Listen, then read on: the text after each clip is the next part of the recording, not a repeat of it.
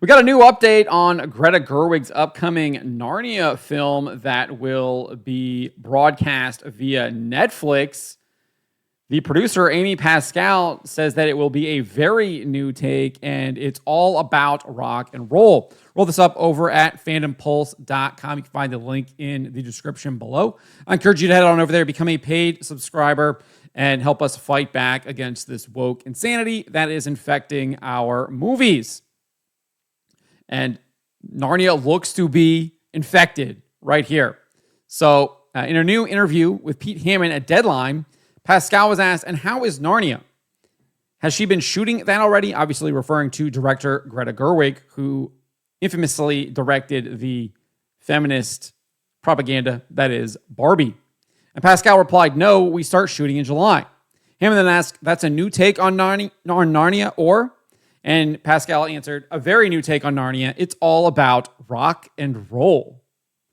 I don't know about you, but when I think of C.S. Lewis's The Chronicles of Narnia, I don't think about rock and roll. I also don't know what a new take on Narnia would be. Why would you not want to actually adapt the books? There's a reason why you got the rights to do the adaptation, right? Because you know that it is a popular property.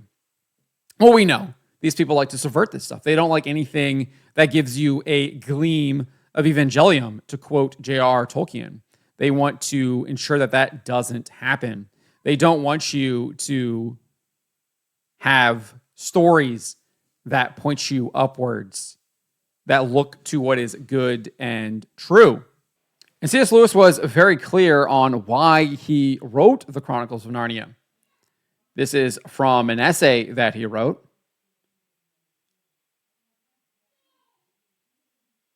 He says this: some people seem to think that I began by asking myself how I could say something about Christianity to children, then fixed on the fairy tale as an instrument, then collected information about child psychology and decided what age group I'd write for, then drew up a list of basic Christian truths and hammered out allegories to embody them. This is all pure moonshine. I couldn't write in that way at all. Everything began with images: a fawn carrying an umbrella, a queen on a sledge, a magnificent lion. At first, there wasn't even anything Christian about them.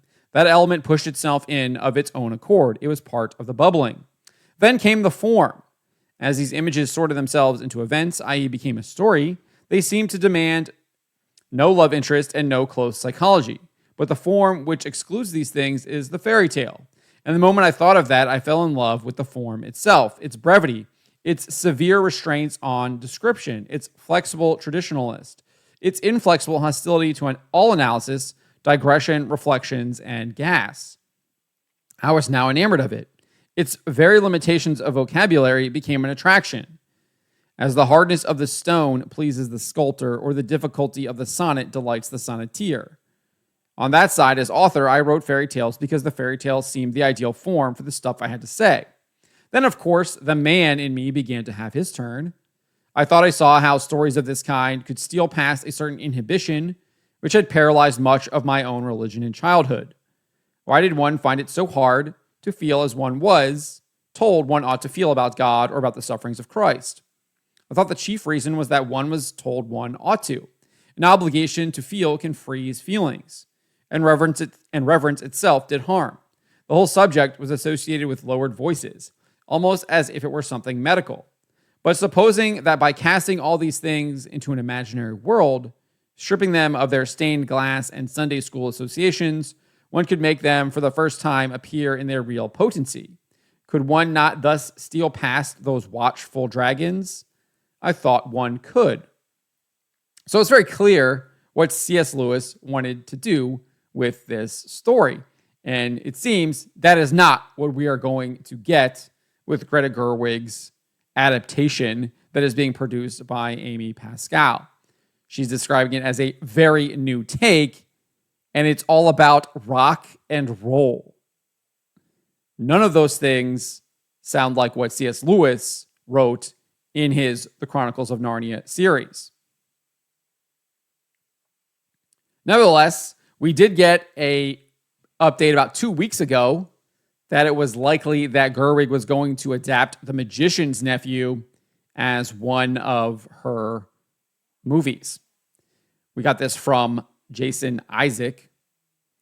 He did a, interview with The Week where he was talking about all of the books he planned to read at Christ Church Cathedral, Oxford, for Macmillan Cancer Support, and he included The Magician's Nephew. While talking about that book, he said this: "I loved all the Narnia books as a kid. When Peter was told he wouldn't be coming back, I understood something devastating about mortality. I picked this one because Greta Gerwig is about to make a film of it, which I can't wait to see." So, just to be clear, the official description for The Magician's Nephew reads thus: "On a daring quest to save a life, two friends are hurled into another world where an evil sorceress seeks to enslave them.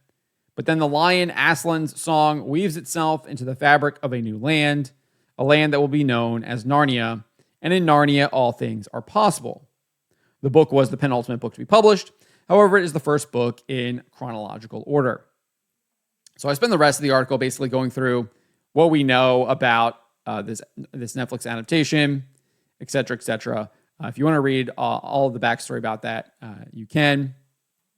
But I think I'm going to end the video here. This is not what C.S. Lewis had in mind. He's not interested in a new take on Narnia. Narnia is not about rock and roll.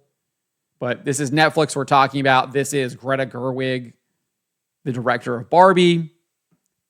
Not really surprising, but just confirming that any inkling of hope that we might have had for this is pretty much extinguished. Let me know what you guys make of this. Let me know in the comments below. Remember to always be charitable, especially to each other, and to always, always speak the truth.